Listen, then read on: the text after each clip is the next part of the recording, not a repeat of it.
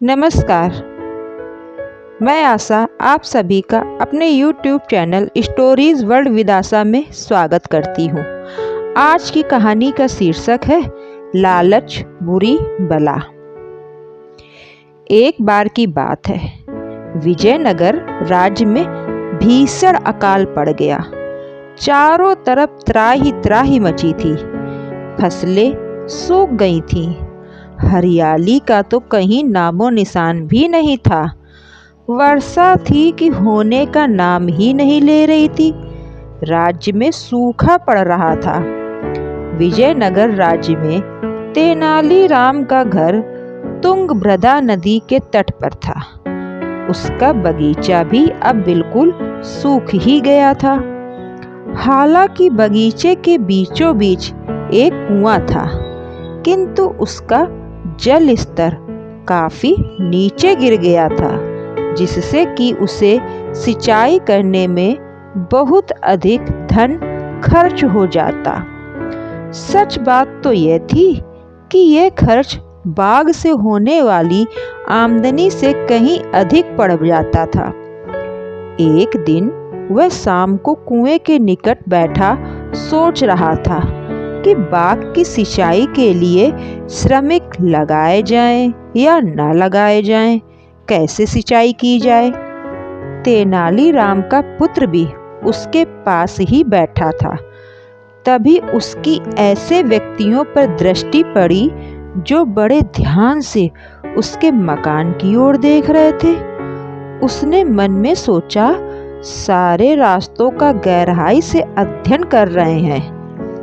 तेनालीराम ने ऊंचे स्वर में अपने पुत्र से कहा, बेटा, राज्य में भीषण अकाल के दिन है। चोर डाकू काफी घूम रहे हैं। अब रत्नों से भरा यह कीमती संदूक घर में रखना सही नहीं है।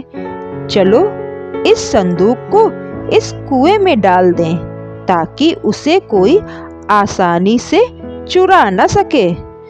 भला कोई कैसे जान पाएगा कि रत्नों से भरा हुआ संदूक इस कुएं में पड़ा हो सकता है।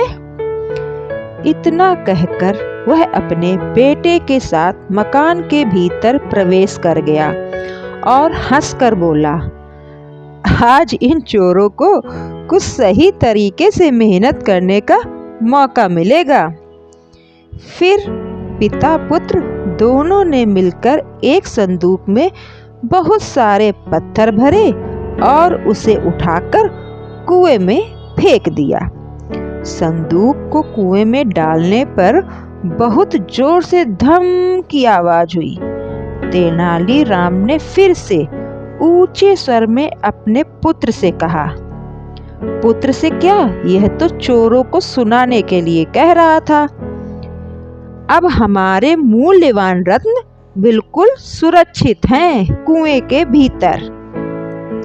वहां पर छिपे खड़े चोर मन ही मन मुस्कुराए और जैसे ही तेनालीराम और उसका पुत्र मकान में गए, वे चोर अपने कार्य में पूरी लगन से जुट गए। घंटों पसीना बहाकर कुएं से पानी बाहर निकालते रहे।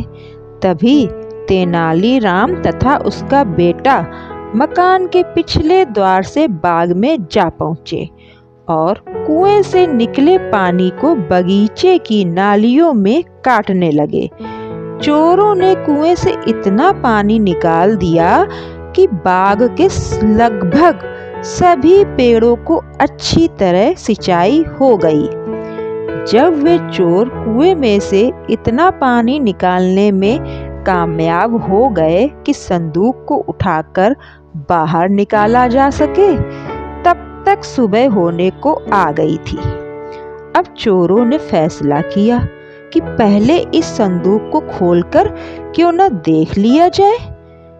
जब उन चोरों ने संदूक को खोलकर देखा तो उसमें रत्न नहीं बल्कि पत्थर भरे थे। वे तो अपना सिर पीट कर रह गए और पछताने लगे कि वे तो आज बेवकूफ बन गए।